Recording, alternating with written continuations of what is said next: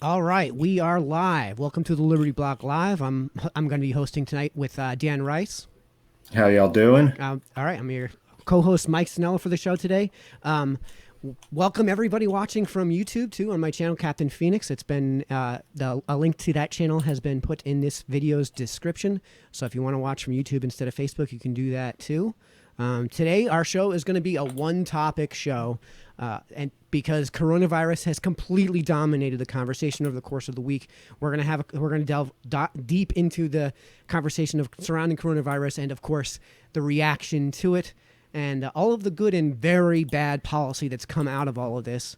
At the end, we're going to try something new and have some live Q&A. So get those questions in, and we'll be answering them at the end of the show. So the first thing up on tonight's agenda is just raw statistics. We're going to dive right into just the coronavirus itself. Dan, if you want to take that over. Sure. So I'm not a rocket scientist. I don't claim to be one. I'm quite frustrated in my efforts where I live. I'm in a unincorporated part of the county north of the city of Phoenix, Arizona, and we've had some interesting discussions online. I'm sure everyone has recently. I guess I'm a victim of the the current shaming. I think there's a social distance shaming, they're calling it now, for those of us that are bold enough to ask the question of what is going on here and why we have to be locked in our houses virtually and have borderline martial law in some places. Our county board of supervisors elected unlimited power to the chairman of our board on, I think it was Wednesday night.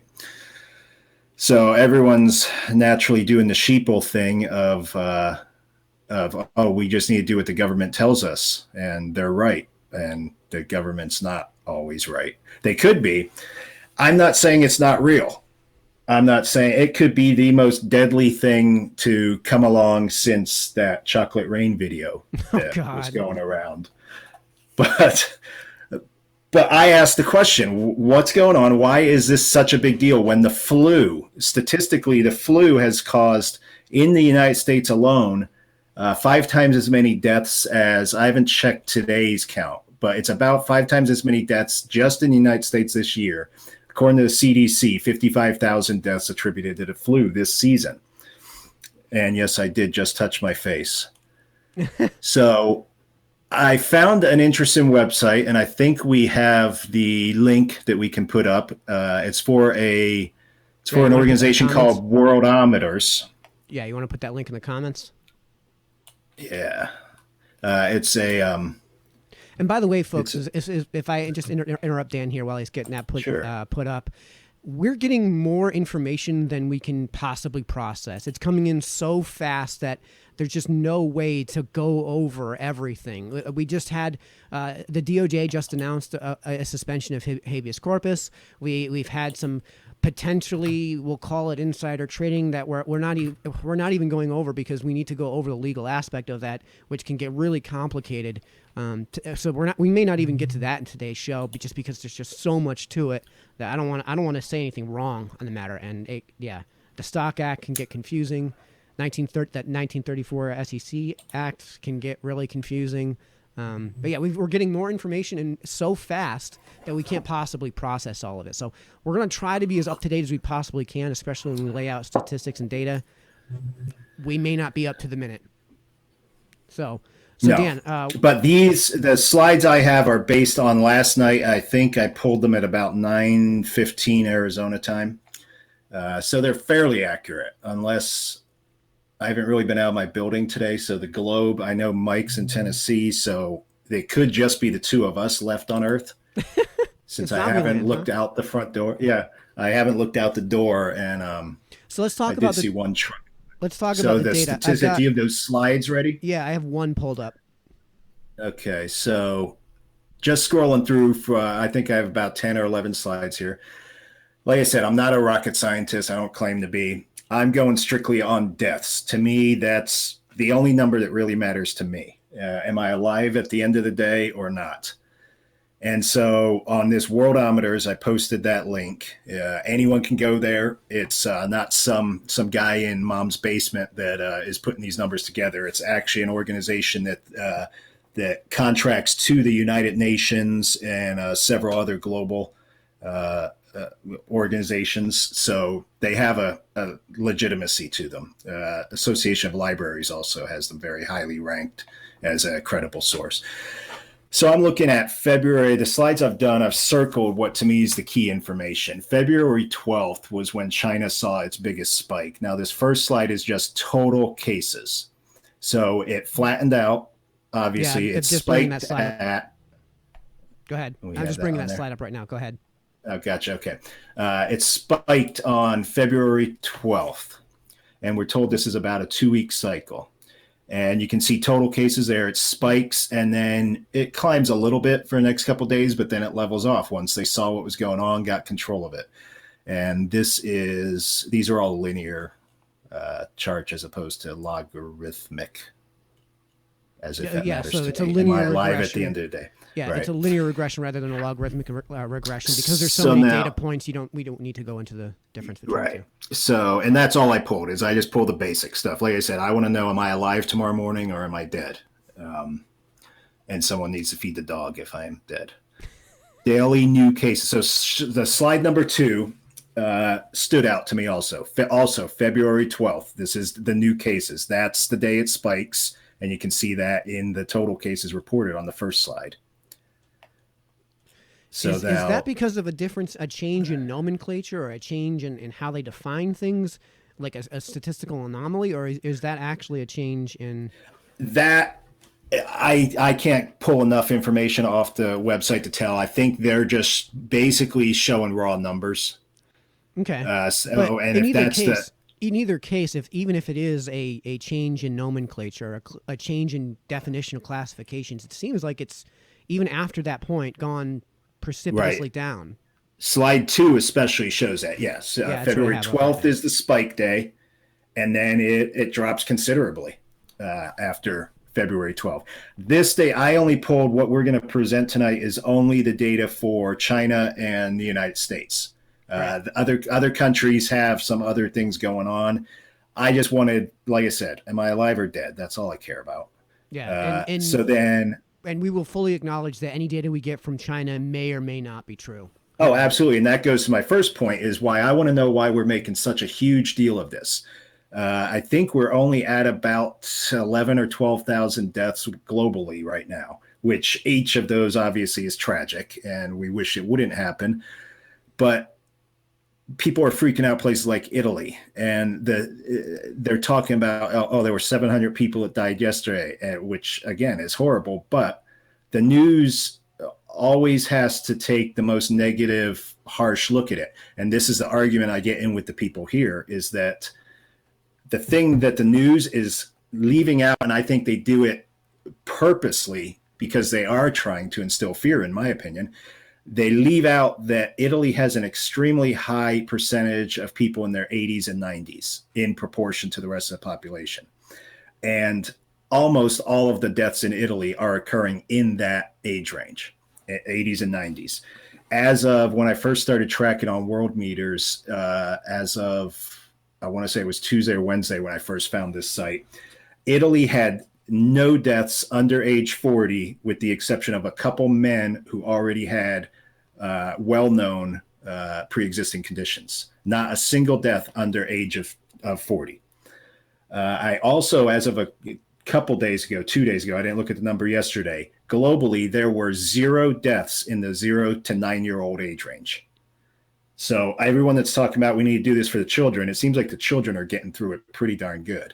And I'm sure they're developing some antibodies that'll help them fight this in the future, should it ever come up again. So what slide are we on right now? I just started scrolling through the slides as you were talking. Okay. So So then tell me which one just you wanna going go. through them real quick. Yeah. So then I noticed active cases also. That February, it's about 3-day range So there. that's 3. That's on 3. Yeah. Yep. All right. I There you go. have it circled February 12 and 15. We see it plateau. And again, active cases starts going down. This is as people are recovering. and moving on with their life, hopefully building us some more iPads and stuff. Because we probably can't live without our iPads, especially if we're sheltered in place. We cannot live without these necessities of life. How else are you going to watch the Liberty Block live if you don't have an iPad? Exactly. We need our iPads. I need my Dell computer. Okay, so then slide 4 is total deaths. This is, again, just China. So February 12, I circled 2 things there. We see February 12 was the spike day. And about 2 weeks later on schedule, like the doctors are telling us, it has about a 2-week window there where things can get rough. And we see the deaths rise in that 2-week period. And now total deaths are obviously leveling off after about February 27th. It's a pretty flat line there. And then the next slide down, last slide I have for China is the daily deaths. And again, I've circled those 2 dates. You can see basically there's a plateau there from the spike date of the 12th through February 24th. And once China finally got their act in gear, presuming they have, not that we have any reporters on the ground anymore to be able to tell us that, but as of February 24th, it begins dropping significantly. That's after, I'm assuming, they also went through a shelter-in-place protocol and all of this. So then after that, we get into the United States. And we can see there just earlier this week, last weekend, and then this week is our spike time. And I hope that this chart goes exactly the way or as close to the way China did as possible.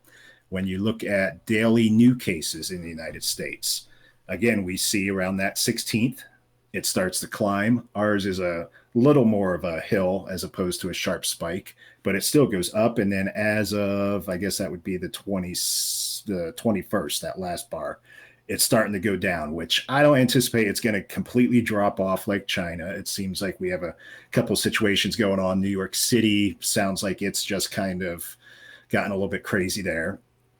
But active cases. The slope is actually seems to be declining.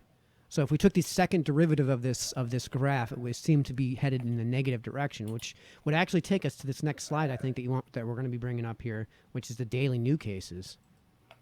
Let's see which one.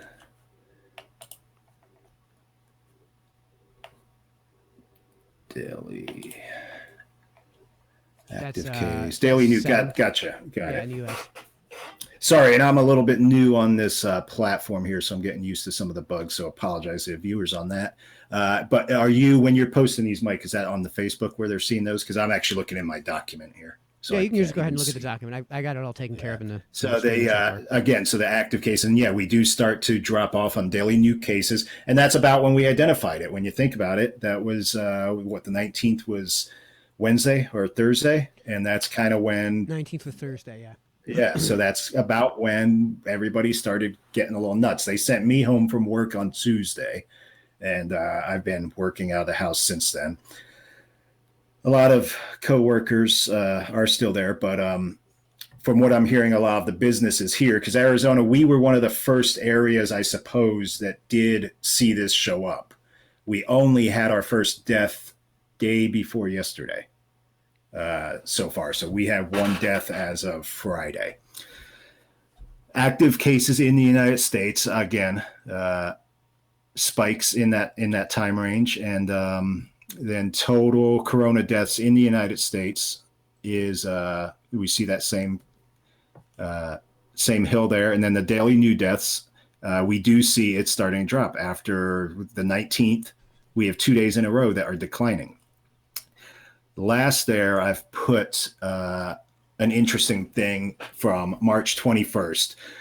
March 20th was a little bit vague on the worldometers. And again, they only do raw data as it's reported to them. They don't necessarily have a standardized format, because you'll notice some of these places, New York only lists new deaths. They don't necessarily list any details. But you'll notice there, Minnesota, lady was in her 80s. Tennessee is a 73-year-old with underlying health conditions.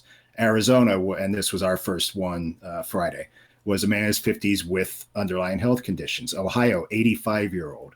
South Carolina, elderly people, underlying health conditions. California, Contra Costa County, I highlighted because I actually lived there when I was doing my time in California.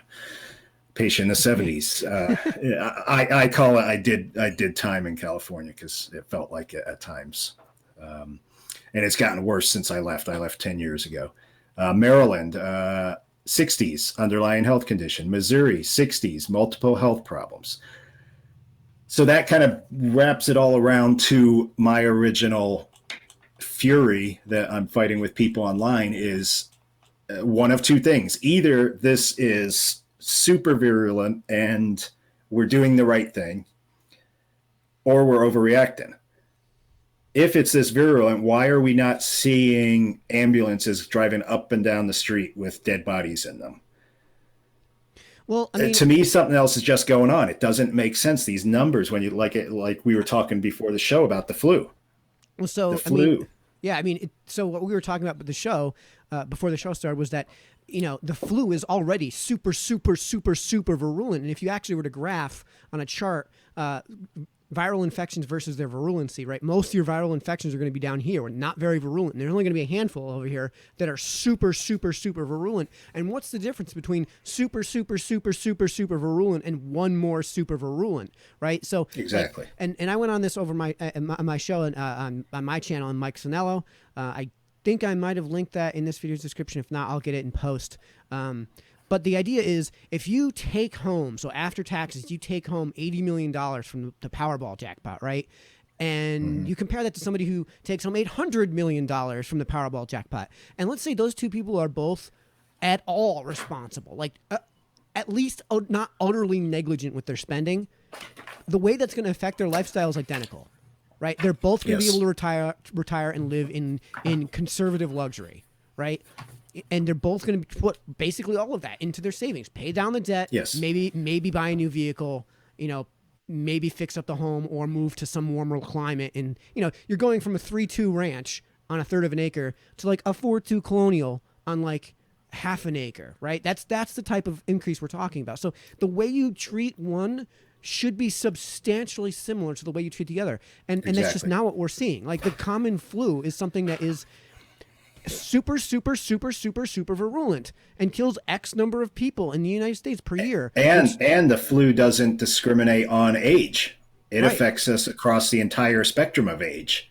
Right, And, which is why and this thing appears, that's why I highlighted those. This appears to only be affecting the very elderly or those with underlying conditions. Right. Most of us are going to get it. There's a few of us that theorize we've already had this here. Yep. Especially if Arizona was first. I had a very weird cough in February that they describe as the dry cough. I only remembered this the other day. What really caught my attention was in the press conference in the Rose Garden. I think it was a week ago Friday. They made a comment about it. One of the symptoms, in addition to dry cough, is it feels like you're drowning in your nose. And that caught my eye because when I had my thing in February, I had that's the reason my ears perked up when I heard that, was because there was one night where I was bent over the couch trying to breathe, and I told my kid that he was probably going to have to drive me to the urgent care. I got through it. I slammed some Dayquil and everything I could find in the cupboard that said D anything on it, and it seemed to D whatever I had. Yeah. And at the time I took it as, I just called it the crud when we all were here. I live in a little area called New River. And again, we're unincorporated. Everything's an acre and a half size lot and bigger. So we're kind of a rural, we have dirt roads and all that. Yeah. And we're now finding out, of course, recently that the Chinese government straight up lied about when this thing actually broke out. And it seems like it might have actually broken out as early as very late October of 2019, which if you follow travel trends and where people could potentially have brought this, there was a flu outbreak in the hometown, in the town I'm from in Connecticut, and that happened in early December, and it would actually perfectly coincide with all of those travel, with how people move around throughout the country and how people get from Beijing to New York City and then out into the surrounding communities. The stopovers, yeah. Right. So there's a lot of, I'm not going to actually link to any articles on this because it's still just basically back of the napkin math. But there is some credible hypotheses that would substantiate the fact that we might have already had this in as early as December already. Yes. And we might have already gone through this. And the other thing that you had mentioned here is that if the elderly and the already infirmed are the ones that it's really going to do some damage on, well, then how would you treat that if it was just the common flu? Well, when you have the common flu, you don't go visit grandpa in the nursing home, right? If your buddy is in ICU and you're hacking and coughing, dude, don't go to the ICU. Right? Everything that I keep, all these people, all these social justice, it's, I guess, the social distance warriors now that are shaming any of us that all I'm doing is asking the question. And I say every time, this could be horrible and we could be doing the right thing, but I want to see the numbers, and the death numbers do not prove it to me. And people are talking about, oh, well, your lungs are permanently scarred, this and that. They might be. I still haven't seen that. I mean, they're still very. So we're talking. So it's true, but we're talking about a sample size of like 4. Like how are you supposed to draw? It's either virulent or it's not. If it is virulent, we're not seeing numbers that express the level of action that they're taking. Right. So it may be super, super, super virulent, but the problem has been, and this will segue nicely to the next topic here, the reaction to its virulency. Exactly. Right. And I realize that we all want to flatten the curve, but again, if 90% of the people that are going to get it don't need to go to the hospital and need to occupy hospital beds, then we've got a moot point here. If it looks like the common flu outbreak, then what are we doing here? Why are we instituting these government shutdowns, which we actually talked about this on our site quite a bit. So I think if Dan, if you could link to the lawsuit article, put that in our comments here so people can follow along. You want me to drop it in? Yeah, and I'll bring it up on the screen here on Wirecast. So there's actually been a loss. So Sununu Institute of Government in New Hampshire has instituted lockdowns on group meetings. Now, I don't know that this is necessarily where this lawsuit is coming from. Here, I'll just bring up the title of the article so people can follow along. But the idea is we have a freedom to assembly, right? It's protected by the First Amendment. And there's a serious legal question as to whether or not it's even constitutional for you to be instituting these bans on public gatherings. And when it comes to the church, like, there's supposed to be freedom of religion too, right? That brings up a serious constitutional question. Now, as far as I know, I might just bring this article up on my screen here. The judge has actually ruled on this in the update from our article. Let me just read the article because it only takes a second. Responding to the rapidly spreading hysteria regarding the Wuhan coronavirus, New Hampshire Governor Chris Sununu ordered on Monday the mandatory closure of restaurant dining rooms. The decree will last until at least April 7th, though diners will still be allowed to offer drive-through and delivery options in the meantime. Sununu announced a ban on any gathering of 50 or more people, effectively outlawing most religious gatherings. I'll bring up page 2 for everybody. Part 2 anyway of this, so we can scroll along. Multiple states have already implemented similar lockdowns, and other states are likely to follow suit over the coming days or weeks. Lockdown policies have become more common in cities like the Bay Area of California, which has initiated a total lockdown of all persons. Other large cities like New York City are considering following their lead. Quote, "These are really tough decisions. It would be irresponsible to take anything off the table," Sununu, end quote. Sununu solemnly told reporters at a press conference on Tuesday, featuring leaders from each part of the state's government. Less than 24 hours after Sununu issued the order, Liberty Legal PLLC announced a lawsuit against Sununu, seeking to reverse the governor's emergency order that restricts public gatherings of 50 or more people and mandates that food and beverage sales must only be carry out, delivery, or drive-through. Liberty Legal PLLC filed a lawsuit on behalf of clients Holly Bean, David Benford, and Eric Couture. Attorney Dan Hines agreed to take the case pro bono, commenting, quote, "It is an important constitutional issue," end quote. I'll bring up the third section here for everybody so we can follow along. This will finish the read for us because it's actually a pretty short read. An outspoken conservative and former state representative, Hines has not been shy about his disagreement with the governor's order, nor have we over at the Liberty Block, when we'll be getting to Not that. at all. The attorney and his clients believe that the executive order violates the Constitution, our natural freedoms, and will hurt the economy, according to their lawsuit. Further, the governor's mandate that police enforce his order is vague, overly broad, and lacks legal authority. A New Hampshire judge denied the plaintiff's motion for an immediate injunction on Wednesday, but a hearing has been scheduled for Friday at 10 a.m. And, of course, the update from the 20th, and, I don't know if they bother to do things over the weekend because it's the government, but the judge has denied the plaintiff's request for an injunction. According to the court, the governor criminalizing the assembly of people does not violate the Constitution. So we're seeing these crackdowns, which baffles me. Yeah. How doesn't it is the ultimate question. And like I said, that's my whole thing is our reaction to all of this and the rights that we're losing in the process. I had a fit and had to be calmed down by some friends on some of the stuff I was posting on Wednesday when they gave this unlimited power to the chairman of our board of supervisors, who is a Republican.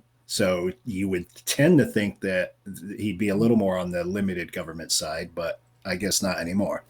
The order actually, I don't have it here in front of me, but it basically says anything for the public safety. Right. So he just has blanket powers for the public safety, and he's able to determine what it is. So technically, he can send the tanks down the street right now. So I mean, there is some sort of argument. There is a libertarian argument for governmental interference in these types of manners, but not like outright, extension of when you. I want to see powers outlined. Here's what you need to do. Here's what we are doing right now. I want this crafted so that I'm only limited to this. To just say whatever you want for public safety. Right, because if I'm sick, right, and I go to a public venue and I bring this, if I'm Typhoid Mike and I go into a theater, right, crowded theater, and bring this disease upon everybody, I have exposed everybody in the room to a level of risk that they have not necessarily consented. Right. So in that case, I have technically, in some manners, interfered with a mutually consensual transaction, and that is the consent to the general consent to the level of risk you're willing to expose yourself to. Now, I don't think that that's in any way an argument to give carte blanche to these governors to do whatever the hell they want. And what we're finding now is that there's become, in these blue states, a straight up, if Sununu was willing to go through what he did, what can you expect from the blue states? And well, a socialism competition, right? We're having a socialism off. Gavin Newsom, I'll bring that article up just in a second here. Gavin Newsom, in California, just took the San Francisco complete lockdown. It's a stay-in-home order, right? So you can't even leave your home unless it's for essential duties. Who knows what that even means? I can't believe you're going to be bringing people to prison in any way or locking people up for breaking this law. It seems like a colossal overreach of authority to have one person be able to just issue these executive orders.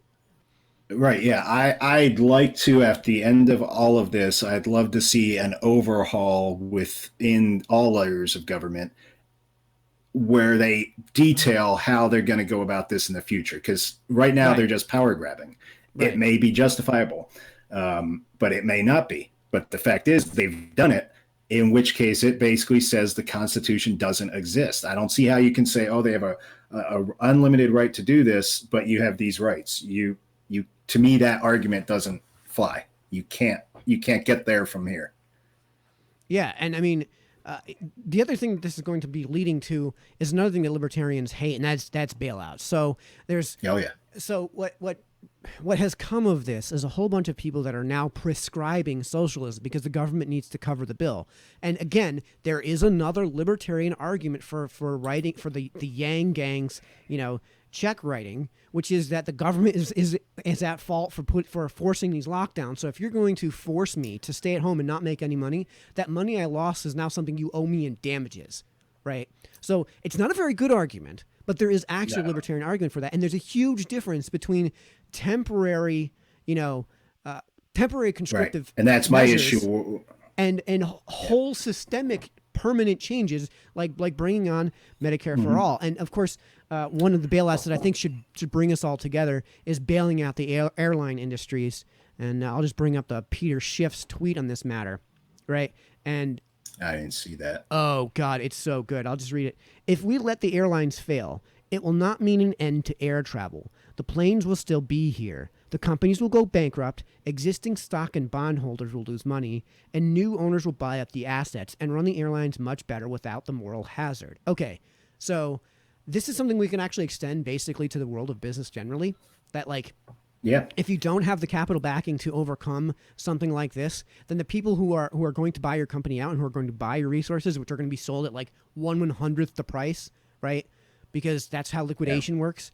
Then they're going to be able to buy that up cheap, and because it's available so cheaply, you're going to have a much greater access to entrepreneurship, which means you expose the market to greater competition.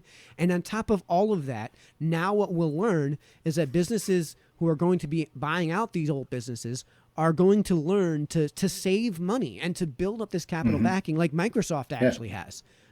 They actually got in trouble for it. Like their investors were pissed because they found out in December, early January, that Microsoft had stockpiled this huge amount of cash, and now they're reaping the reward from it, which is reflected in their stock prices. Which, and the airlines too.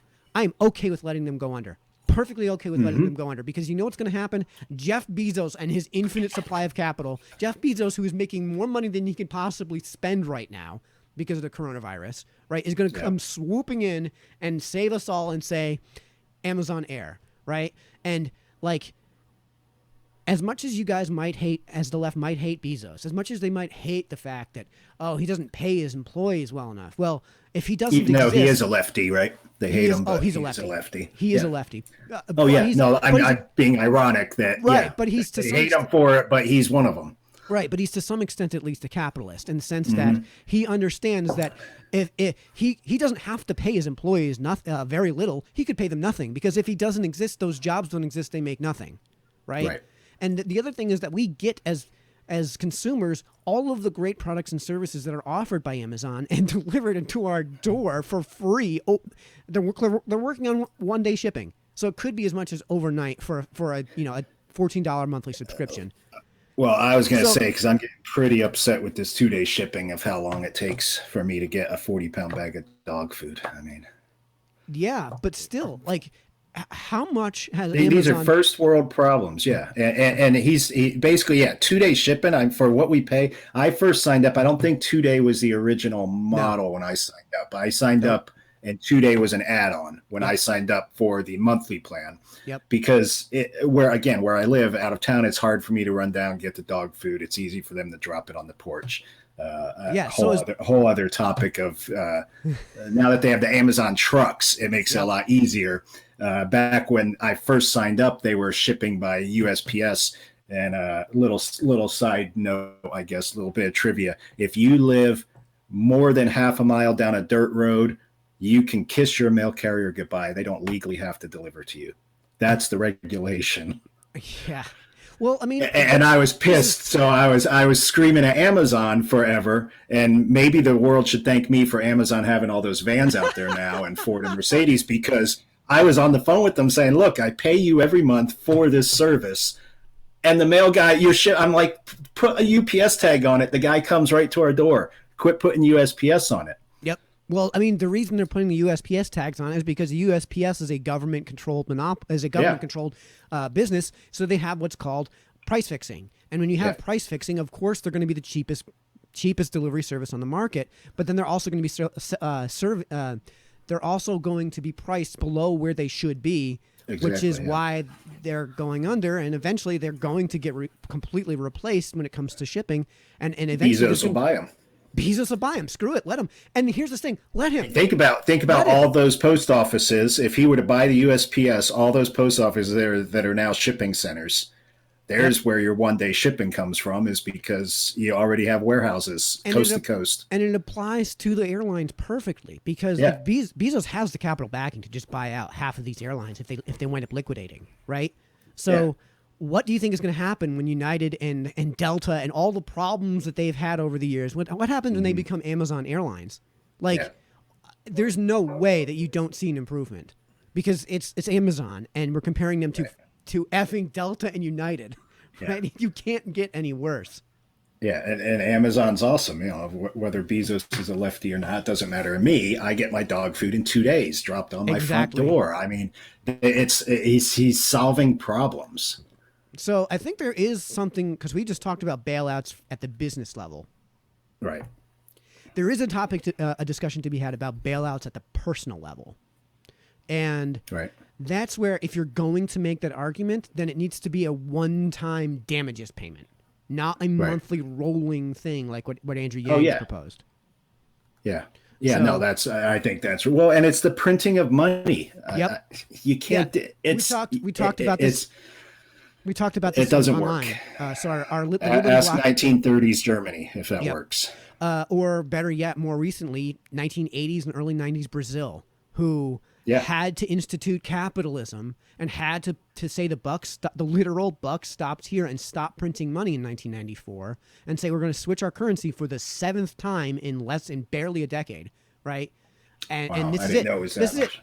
This is it. We're Yeah. done. Oh, I mean, the Wikipedia article on that, I encourage folks to look into the Brazilian hyperinflation, because the hyperinflation from 1980 to 1994 was such a huge number. I couldn't even tell you like if it was quadrillions or quintillions or septillions or whatever. It was like 15 commas worth of hyperinflation, right? So Wow. I don't even know what percentage that is.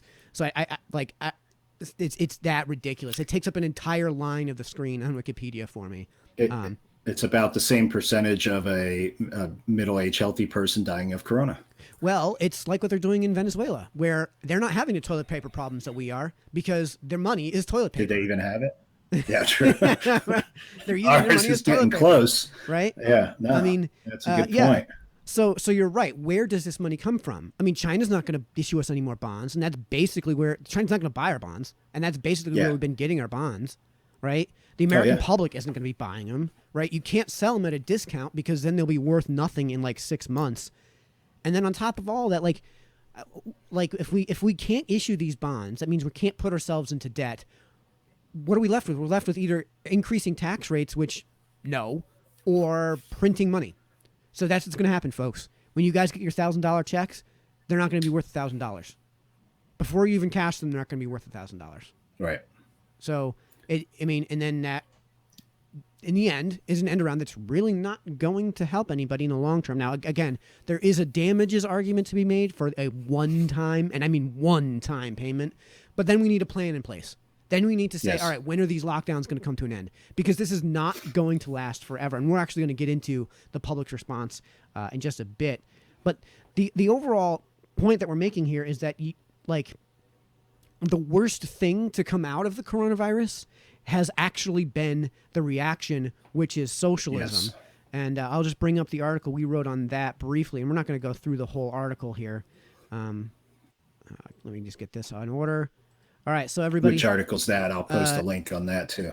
Yeah, if you could, it's I have it linked as just the Liberty Block. The deadly immune response article. It is coronavirus infects entire DC with socialism. Gotcha. All Yeah, right, so if you I can got just it. link that, and I'll just go over basically the topic of it. And I'll just read the first sentence, which you guys can all see from here. The worst consequence of the Wuhan coronavirus is that it seemingly infected politicians of all types with the ultimate disease, socialism. And that's true. Like, there is a case for temporary measures. That's not socialism. The mere existence of government is not socialism. That's government. The opposite of capitalism is socialism. The opposite of socialism isn't anarchism. It's capitalism. There is a difference between anarchy and an incredibly limited government like what libertarians prescribe. Libertarianism is just a very, very, very, very, very limited government, because in order Right. to protect individual liberties, you have to have the group, if for nothing else than to protect you from outside groups. So if Canada wants to invade us with their armies, then we need to have some sort of organized body that can produce, at the very least, a prescriptive model for the militia, right? If not a standing army. If there's no other purpose for government, then it's that. And obviously we need that. So the mere existence of Unless you don't have borders, if which we're is, all, which you is know. unbelievably what Chuck Schumer just asked for. He is against the closing of borders. And by the way, folks, yes, we did just close we don't even have an article for it because it came out at like 3:00 this morning. But we did just close the borders of Canada.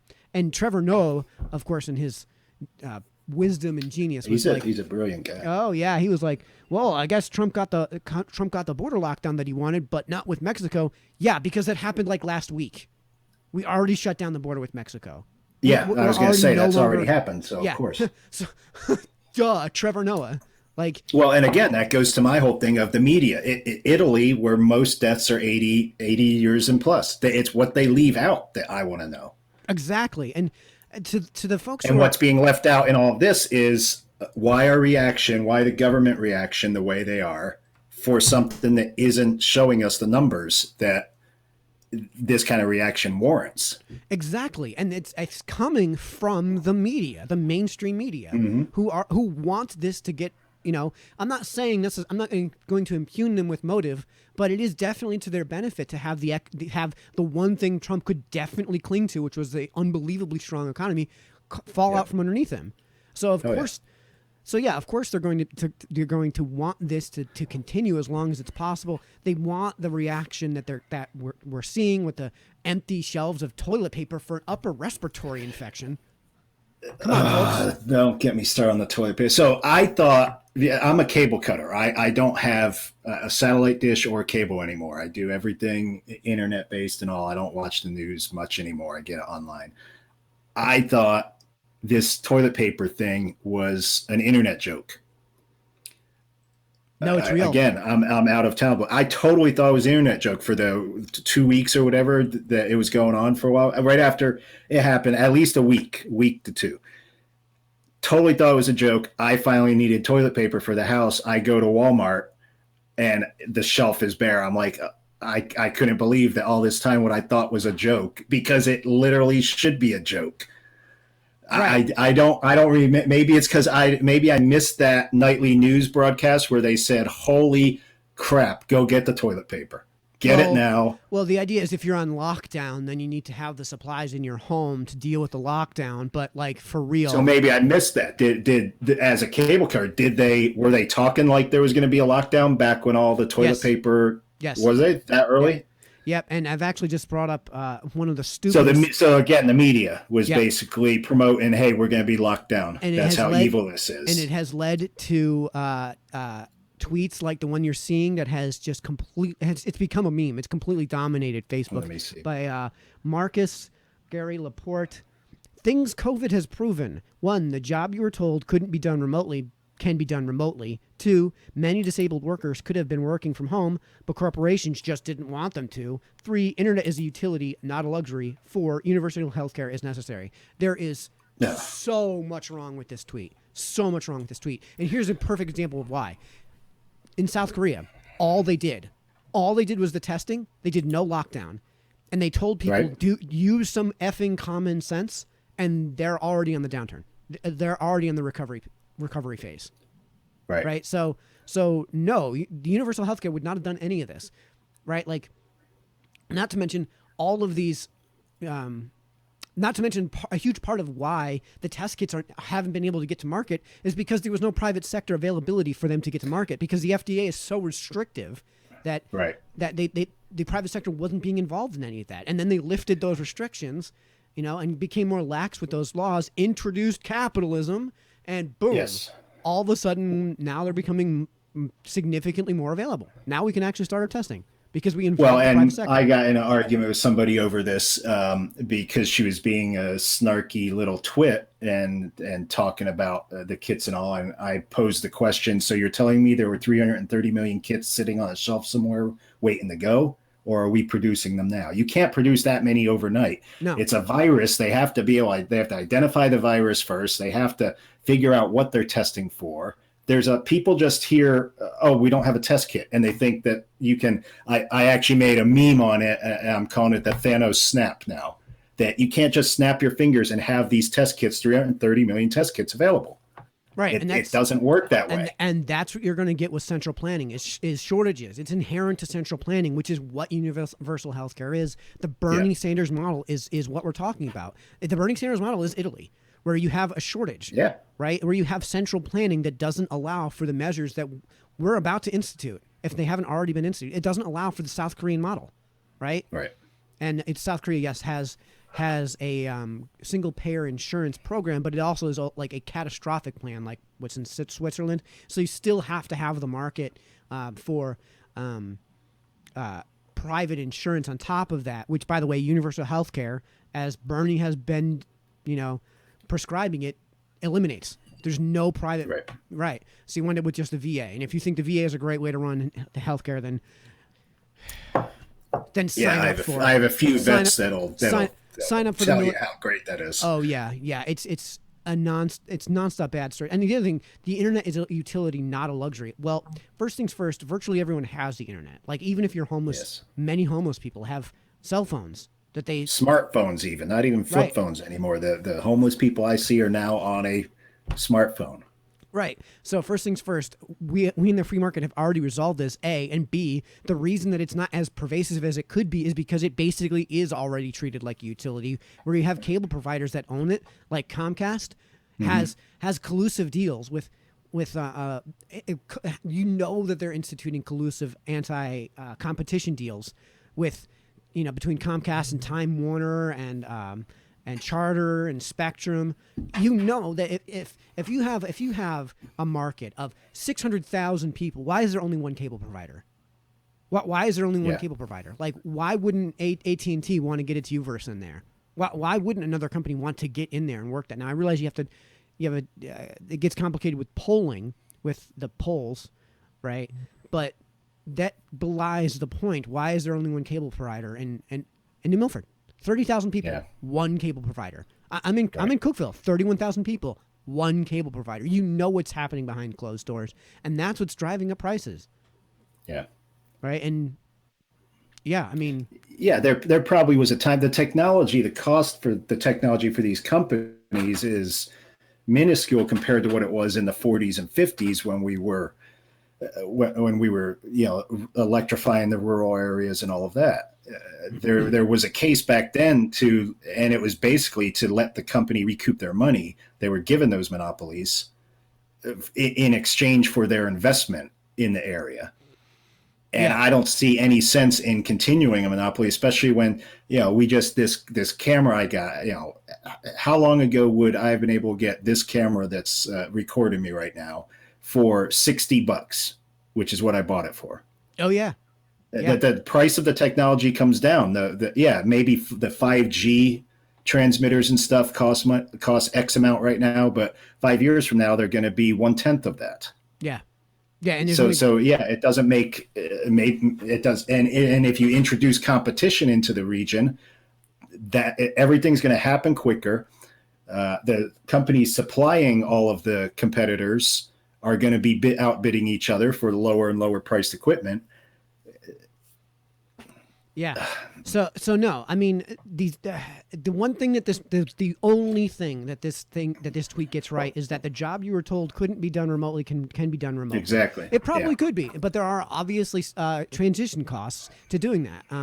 Right? Like, so you have to set up you're probably going to have to set up everybody with some way to communicate electronically. You're probably going to have to pay for larger server space. You're probably going to have to pay for more bandwidth. So maybe not every job could cost effectively be done that way, but it can't. It's the one thing this tweet gets right, and I think that the worst overreach here, the winner of the Socialist of the Year award, because there's just a competition now between the blue states governors over who can be the most socialist. Everyone wants to be number one, so is Governor Lamont, who just issued an executive order that would, like this article says, empower town leaders to adopt budgets without going before voters. We used to have this thing on libertyblock.com called Statist of the Month. I hereby we should really bring that back, and I hereby nominate Governor Ned Lamont, because this is ridiculous. Like, the way that it works in most towns in Connecticut, for the viewers watching at home, is that you typically have a town council and you typically have a board of finance. Not throughout every town, but most of the towns are set up like this. And a budget gets proposed it's somewhere along the way by the town council. That gets voted on, and then that goes to the board of finance. That gets voted on by the board of finance, and final revisions are made there before it goes to a budget referendum, where you as an individual go to the polling booth and pull the lever.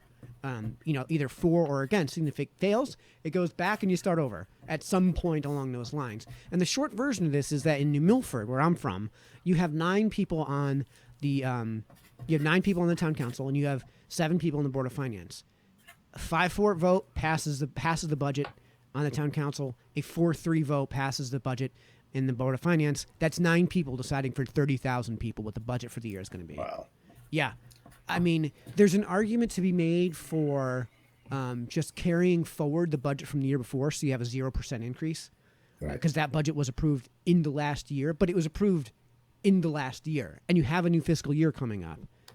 So I think the only and the thing is, in New Milford, it's 6 Republicans and 3 Democrats on the town council, and it's just about the same ratio on the board of finance. So this isn't me saying that like it's inconvenient because Democrats control those positions. No, I'm saying that Republicans actually control those positions, and it's still a bad thing to have potentially only 9 people decide $100 million budget for a town of 30,000. Right. And we don't need to get into the article here, but I mean, this is just repugnant. There's a million other ways to get around this that that are already viable today without having to do this. And I actually brought up just some of these ideas. One is to have the budget referendum on a Saturday when you don't have, because if you have it on a Tuesday, everyone's just going to go vote between 5 and 7 p.m., right? So you don't have that 5 to 7 p.m. rush. You extend the polling hours. Am I hearing this correct? You're encouraging people to gather in groups? Well, if they're going to gather in groups, can't we vote electronically? Well, we need to stay in our buildings, Mike. This is irresponsible of us to be encouraging people to vote. Well, here's the thing, Dan. Like, we've seen electronic voting get implemented, and everywhere it's been implemented, it's been a complete disaster because you expose yourself to amount of risk when you have that information get sent through the ether of the internet rather than have a physical copy, right? Right. And that could explain why all the dead people vote for the Democrats, maybe, is the ether thing that you're talking about. The spirits are getting in there voting. Which is actually an argument against, mail-in ballots being the only way to do it. I hate it. Well, it's lazy voting to me. I've never sent a mail-in ballot. The mail-in ballot's an extension of what years past we had as absentee voters, which you had to have for military members that were overseas, a business person that knew they were going to be out of town or something well in advance, not a last-minute thing. It became an extension of that, and Arizona is huge on it. So we have some elections that are mail-in ballot only now, that you can't even go to a poll. I think our presidential, the preference thing that we just did, had some element of it. I missed it because I'm not Democrat, so I wasn't involved in it. Yeah, but, so I know we did have a couple polls, but again, this whole Corona thing has that all. Right. So on this image that everybody's seeing at home, yes, I have as number 5, where available, educate voters about mail-in voting options. So that means that whatever options are already in place, you just let them know that they're already in place because, there's not much you can really do about the ones that are already in place, especially since the referendum's going to be in May. Like what type of constitutional provision changes are you going to make in Hartford, in the Capitol building in Connecticut that are going to, have any effect on that, right? So, since they're already in place, you might as well educate voters on the fact that they are in place and that you can use them. In Connecticut, you can only get an absentee ballot up to 2 weeks before the date, but that means that like you could go today knowing that it's going to happen in May and have your 2 weeks advance notice and get the ballot. So kind of have no excuse at that point. Right. Yeah. And that's what but the mail-in, I have a buddy in it, he's my best friend actually, but it drives me nuts because he won't go to a polling place. He'll only do the mail-in. It does change the voter demographic too, to people generally speaking who are less participatory in the process otherwise. Which I don't want you. Sorry, it's supposed to be a participatory process. Yeah, and it's just lazy. It's lazy voting. Right, but in either case, I'm sure there's going to be tons of hate mail directed at me. We're gonna get it. We're gonna get you out for this for sure. The founders had the mail. They could have figured it out. Why did they make you to go to a polling place? They want to see you. That's actually covered in the Federalist Papers, which I'm reading right now on my other channel, Mike Reed, Is it? which I wish I had a way of effectively getting that out into the comments section. But I'm reading it right now on my.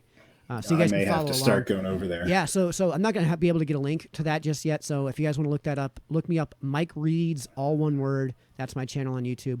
I'm on Federalist number 44 or so right now. So you guys can follow along at home if you ever want to get involved with that. But yeah, so the point is that I've proposed these 5 ideas, right? Mm-hmm. That you don't have to do anything. You don't have to change the already existing laws. You don't have to give more people power that shouldn't have it. You can just have these referenda on a Saturday rather than on a Tuesday, which, by the way, makes more sense to me anyways. Like, why wouldn't you just have them on a Saturday anyways, right? Right. You can extend polling hours, maybe make it 24 hours. By the way, in Connecticut, you're not allowed to go 24 hours on the polls, which is just stupid. Let the towns do what they need to do. Yeah. Right? The 3, increase the number of polling locations so that you can isolate potential infections to fewer people if it's going to happen. 4, if all 3 of those things don't work, then you could possibly assign voting block hours so that, like, blocks A through D get this 4 to 6 hour window to vote or whatever at this location. And then, of course, number 5, since if it's already available, just let people know about. And again, these are measures you don't have to hand power off to see real change. Of course, we did mention the remote office, right? And that's something that could come potentially out of this. That's a good thing. And we're going to get into that in a minute. We'll get into that in a minute. But I really want to get into your story, right? Because we have video for this. Oh, yeah. Yes. Yeah. So, oh God, I'm going to post the video for this. But Dan, if you could just tell people what happened in Cave Creek. So it turns out there actually are some people like myself that are probably saying, what the hell is all the fuss about? And let me know when that's up there, Mike. I'll get to the video shortly. Describe it first. Oh, gotcha. Because it's hilarious. It was all over Facebook. And again, it's the social distancing warriors out there shaming people. People had the nerve to go out to an outdoor bar even. In fact, it's not even totally indoor. It's indoor, outdoor. That great thing about Arizona weather. They had the nerve on St. Patrick's Day to go to the bar. It was the irresponsibility of people to actually go to the bar, to question the government, and the shaming that went online afterward. I actually had to get off because I think I had one of Elliot's strokes that he's always talking about having. But it's so the video that you're going to play is they actually had to dispatch the news chopper to circle this bar, like they were looking for somebody that just murdered, a family from, a family of Canadian travelers, snowbird family or something. The helicopter was circling the bar. I think it went on for something like 12 minutes. Somebody told me. I looked at it, thought it was ridiculous, and looked away because I couldn't stand the pain anymore. I mean, it looked like a good time. From what I hear, people were having a good time. I couldn't find, there was somebody that posted a video from inside the bar, and they looked like they were, nobody was panicked. I didn't see people wearing masks and all this. My point was, there's people that choose freedom. Yeah. And but they don't know if they have it. They're going to go home and they're going to infect the little kids, and we're doing this for the children. And again, if that's something you're concerned with, don't expose yourself to these people. Like, if you're 80 years old, maybe don't go to a crowded airport right now. Maybe don't go to Grand Central Station. Don't go to the bar if you're 80 years old. Exactly. Drink at home. Right, and then that problem kind of takes care of itself, because if the disease spreads rapidly throughout ages 20 to 30, who cares? Right? If it's limited to people with ages 20 to 30, who cares? Right. These are the people that are going to develop their own immunity to it. We've excuse me. Oh God, no! Damn, we got to end the stream. I got to socially distance you from the stream. I know. I just coughed. The end is near. But yeah, I don't. So sorry, I get sidetracked. yeah, no. So we do The want to. video the reason I wanted to pull the video of inside the bar is it was all people in the age range. I didn't see any ancient people in there. It was all the age range that they're saying you may not even know you had this. You'll have it. You'll have the sniffles for a day or two, and it'll be done. Right. And So what's wrong with those people socializing with each other as long as they're not visiting grandma? Exactly. Down the road. Yeah. And like you were saying earlier, and it's ironic you said that earlier because that's what I tell people online. So I'm like, so are you telling me now this is the first time? Is it just my mom and grandma who said you don't go to the hospital when you're sick? No, you're not visiting your old Uncle Joe because you're sick. Wash your hands before you come to the dinner table. Wash your hands when you're done in the bathroom, and don't play with poop. Right. And it comes down to some basic, the stuff mom and grandma have taught us for years. I'm now having to watch, like there was like some celebrity teaching us how to hand wash or something that I couldn't watch the whole thing on the skin. Yeah, it's ridiculous that we're being treated like we're the children that we say we do this for all the time. It's always for the children. And now we're being treated like we actually are those children. And I want to make it clear because we are speaking on behalf of the Liberty Block. We are still telling people that, do practice these social distancing measures. Do Absolutely. not go visit grandma. Do not go visit grandma. No. Right? Wash your hands, of course. If you're going to be out in a public setting and you're worried about contracting it because you've got to go to the grocery store and you've got to get food, wear a mask. South Korea has proved that this has been incredibly effective at both preventing the spread of these pathogens and preventing you from getting the pathogens. So yes, the message from the Liberty Block, absolutely. do all of these things voluntarily. There's no need for government to do the stuff you've always been told to do. That they're acting like this is new, like people. I'm really worried if I'm the only person that's ever washed their hands coming out of the bathroom, I'm frightened. Yeah. Now, that said, since I think it's fair to actually bring this up, we're going to have an article I'm hoping that we're going to put out that's a fairly optimistic article about what innovations you can expect from an outbreak like this and as part of the reaction. And I've actually just pulled up this article, Dan, if you want to follow along. It's the New Jersey article. To bring remote classrooms to public education systems. And I don't know about you, man. I'm all for it. This seems like the perfect time to experiment and test these sort of things, right? Yeah. The idea was kicked around in New Milford, where I'm from, and I don't see how this doesn't save a fortune, right? Especially if a teacher has 22 kids in their classroom, why can't you have 35 in the virtual classroom? Now, I talked about this on my show last week too. That's the Mike Sinello show. I don't know if I posted a link. I'll have to post a link in post. But the idea is that there are three flaws. One is that, three is this number. Three flaws. One is that the way we treat public schooling is as a daycare center. And two, there is a social element to the classroom that the kids need in order to develop those social skills properly. And three, there's I think it was that there was going to be a transition period. You have to implement these certain costs. There are costs that are going to be associated with this plan that we don't already have. And two of those problems are completely offset by the fact that you could probably reduce your payroll by 2/3, right? You could probably unload half your schools and just sell them into the free market, right?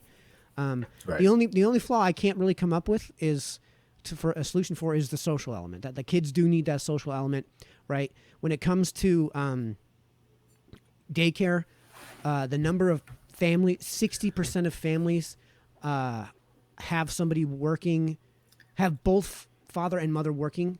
So 60% of families are probably already paying the average. I think it's $12,000 a year for daycare. And if you've got two kids, that's $24,000 a year take home.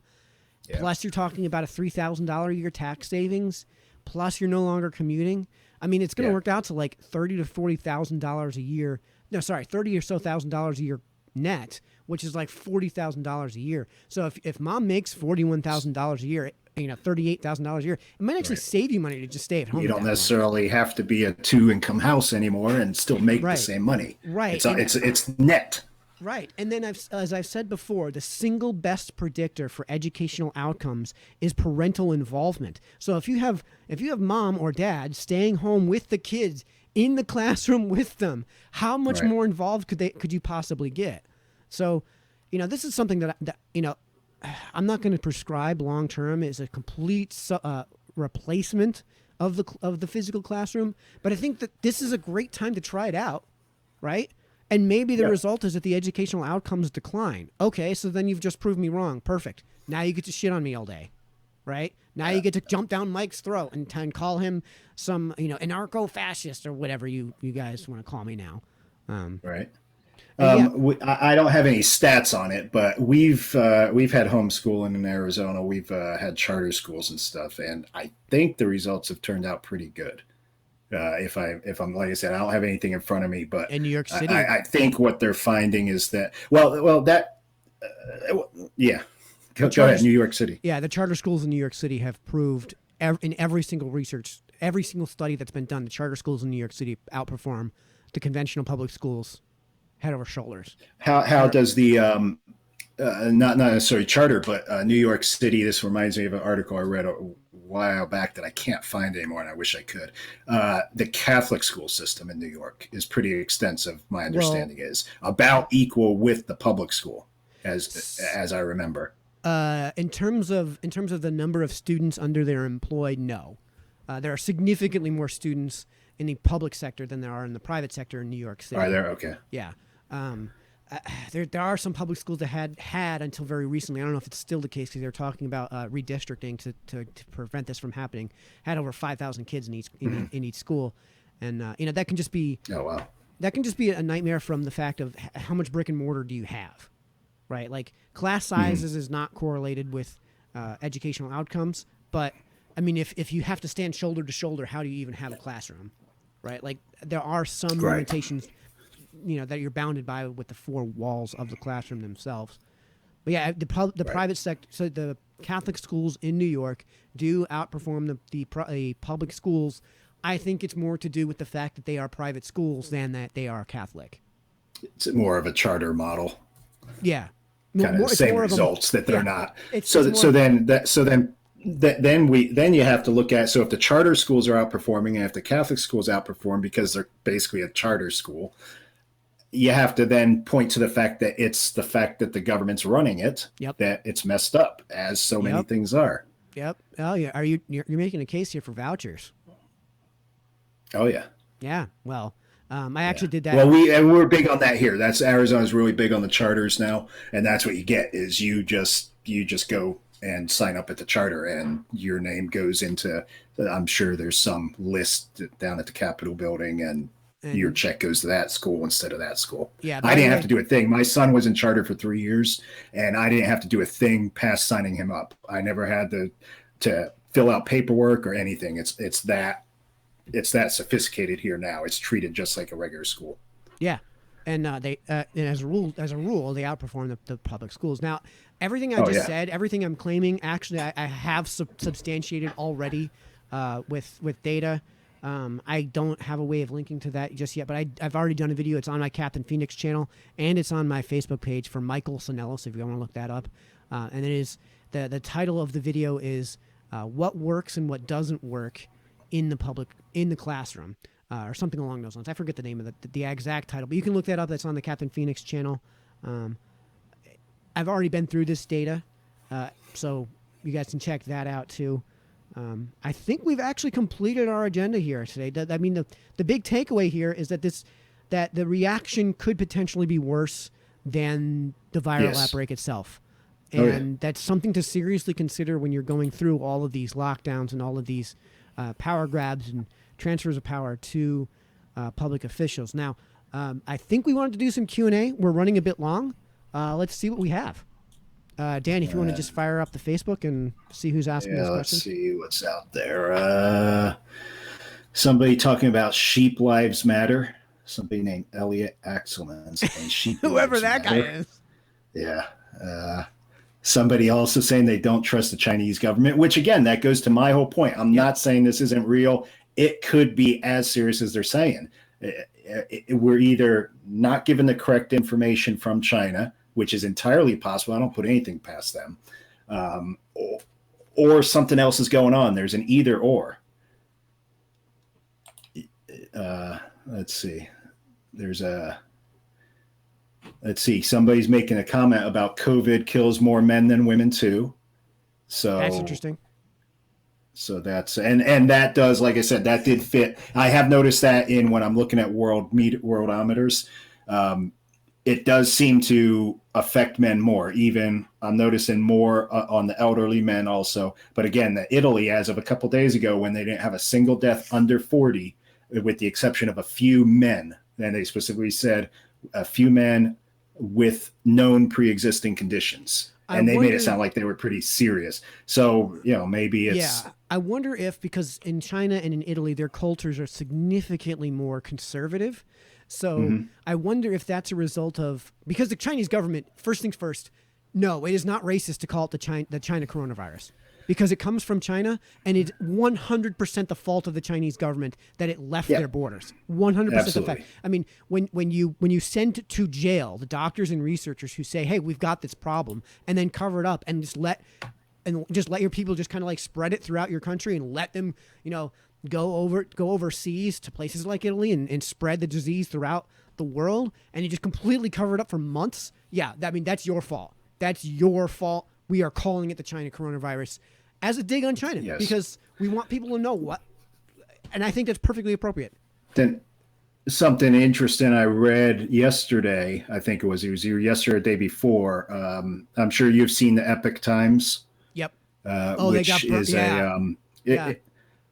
they're actually proposing we call it the CCP virus now, the Chinese Communist Party virus. Yeah. And they make a good case for it that it's the closed nature of the whole communist system that we could be operating off very bad data right now. There very well could be 100,000 dead Chinese people for all we know from this. We're being told, as of I looked it up while we were talking, there's still under 3,300 people listed as dead. It could be more. So the reason he brings up the Epic Times for people that don't know is that they actually, so the Epic Times is a primarily Hong Kong-based publication that focuses on the freedom fighters in Hong Kong. And they actually had people come in who they're suspicious were covert government officials set fire to their building and set fire to their presses. And they actually, that was the Hong Kong building, right? Not here, the right? Hong Kong office, Yeah. So that's what the Chinese government, that's what socialism does. That's what the Chinese government does when they have dissenting opinion. Yeah. It was done like it was vandals, right? But the suspicion is that it was... No, it was not done like it was vandals. Vandals were not nearly that organized. No, that's what I mean, though. But they were trying to get people to believe that. But the way it happened was too much of a military operation. Yeah, it was way too organized, way too clearly planned. Based on the materials they had, based on the supplies they had, based on how they used them, based on how they distributed the people throughout the building, based on the communication, the type of communications they were having with the people there, based on how they got into the building in the first place, which was to walk through the front door. It screams. You know the scene from Star Wars where Luke's the cantina. Where Luke and Obi-Wan have just left Luke's house and they find the Jawas, with the gaffy sticks strewn about the place, and Luke says, "Oh, it must have been." They're not disorganized. And Obi-Wan's like, "No way, this is blaster bolts. They're not disorganized. Right? It's got to be stormtroopers." And that's basically what to get out of this. Like, we don't have any proof that it was the Chinese government, but it looks an awful lot like it was the Chinese government who does this sort of thing on the regular, anyways. Yes. Yeah, and like I said, being that they are communists and they want to sound like, like they're trying to blame this on us right now. They're trying to say it was a military operation on our part, which is laughable to me.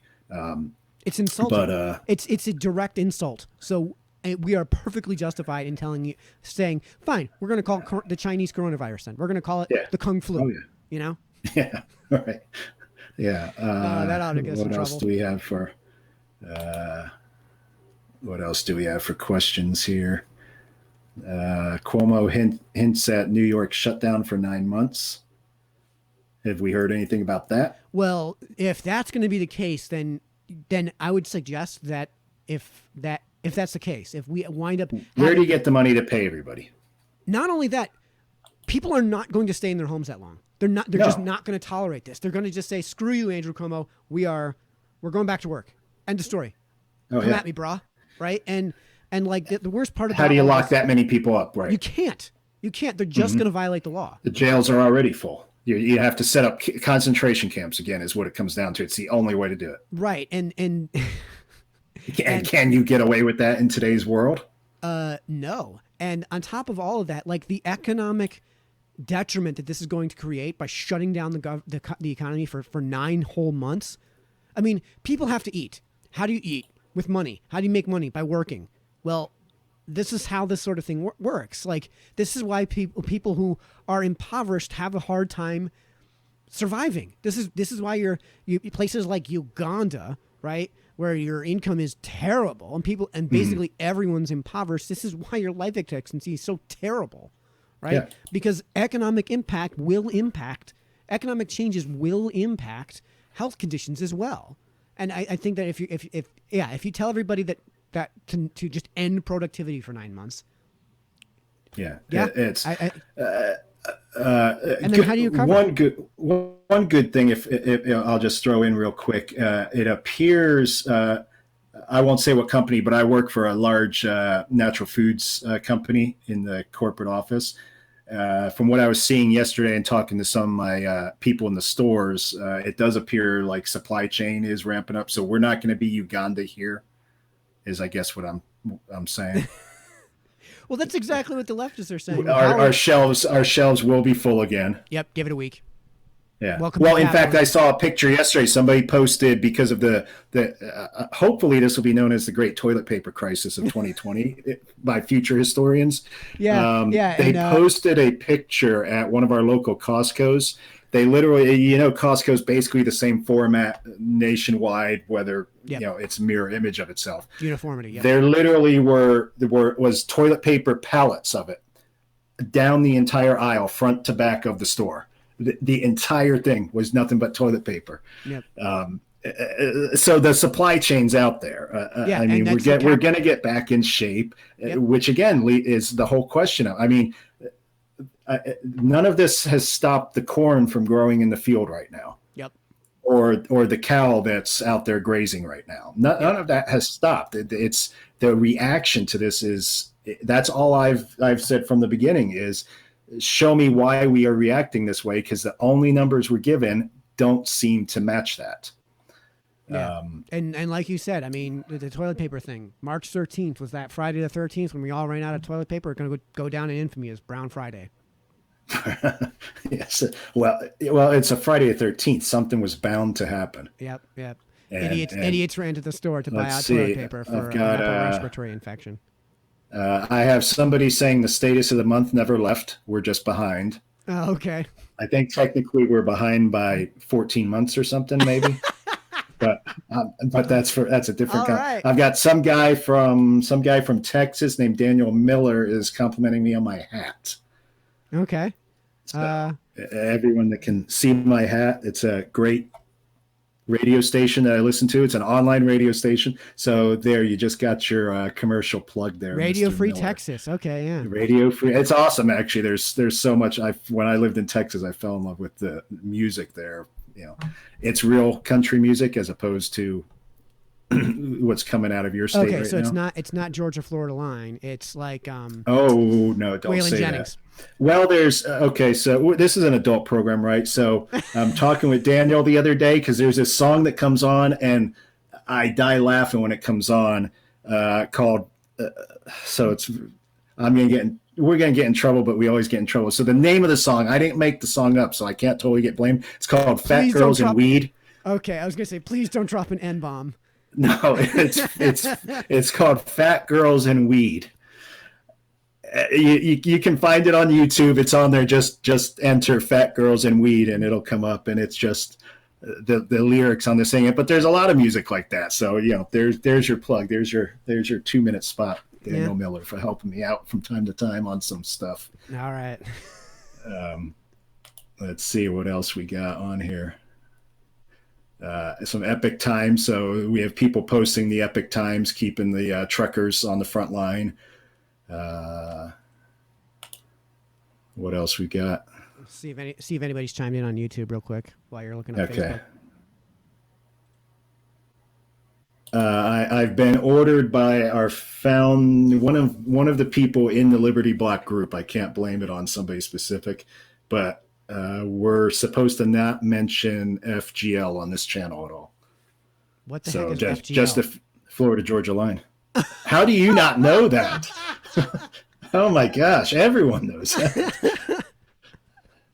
Yeah, no, it's one of those things where like I dated a girl from Alabama for a while, and just by osmosis, we were forced to at some point listen to them, and I think the two of us kind of both agreed it was like, what is this? They have catchy stuff. They have catchy stuff, but it's not country. That's my issue with it right now. Is you can't call my dog an elephant and expect me to believe it's an elephant. It's not. Right. It's a dog. Right. It's some of their stuff. Some of that stuff's catchy. There's another dude, Sam Hunt. His stuff, it's not necessarily to my taste. I can tell there's quality to it, but it's not country. Yeah. Because you wear boots onto the stage does not make you country. Yeah. I mean, my concept of country is probably, this is going to date the hell out of me, but my concept is like Hank Williams Sr., like, again, Waylon Jennings. All of that. Yep. You find all of it on there. To a lesser extent, B.W. Stevenson. Yeah, no, he has a lot of it. They're mainly Texas focused. They try to, what this radio station is Willie they try Nelson. To focus on Texas. Yeah, Willie, that kind of stuff. Yeah, so basically, my opinion is that Garth Brooks killed country, but hey, it's an unpopular position. Or he brought people to it. So that's total blasphemy for me to say that Garth Brooks killed country, but sure.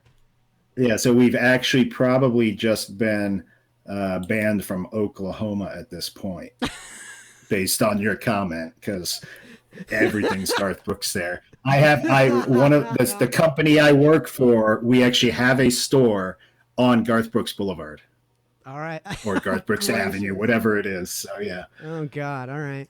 Well, sorry, folks. Do you have any questions from YouTube over there? No, I don't. I'm told that Garth is all right.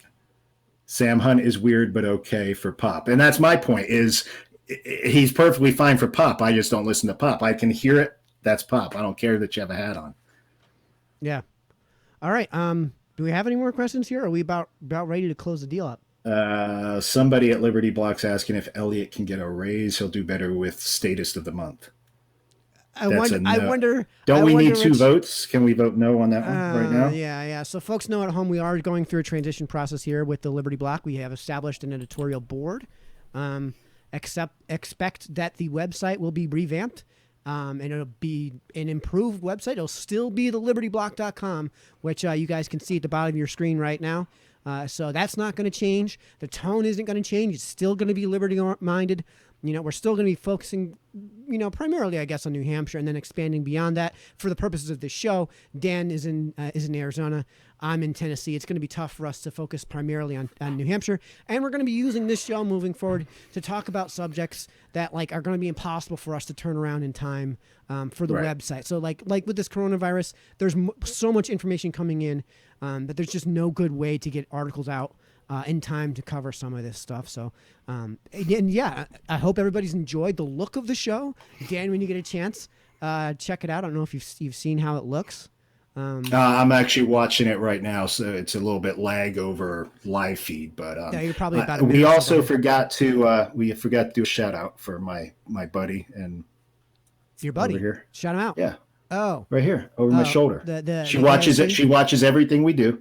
Dan, in case you guys didn't know, is now dating this lovely lady whose initials are A, O, and C.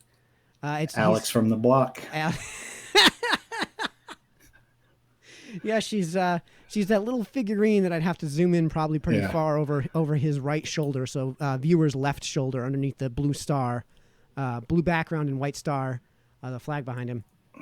Yeah. So she's there as inspiration to us to continue fighting for liberty because she didn't learn that in her economics class, I don't think. No, or her bartending classes either, apparently. No, no, it's Well, that's what you get from somebody like that, and that's what you guys are going to get from us from tonight and moving forward. We're hoping to do this show every Sunday night at 7, so tune in. We'll get event pages put out. If you like what you see, please do share this video. I'm hoping that we're going to be able to stream this to more platforms. So that we can stream to Facebook and YouTube and various YouTube channels, including hopefully the Liberty Block's own channel rather than just my own, which we're using as a test stream right now, basically. And since I'm recording this, we can cut this up into bits so that you can. So it's a little by bit subject, more, yeah. So that the subjects themselves are a little bit easier to digest. We'll be doing that throughout the course of the week. I'm hoping that that Dan and I can limit ourselves to an hour. We're at about 90 minutes now, so it seems like this is a good place to sign off. But folks, you know what? Thank you so much to everyone who's been watching, and we will hopefully see you next week. All right. See y'all later.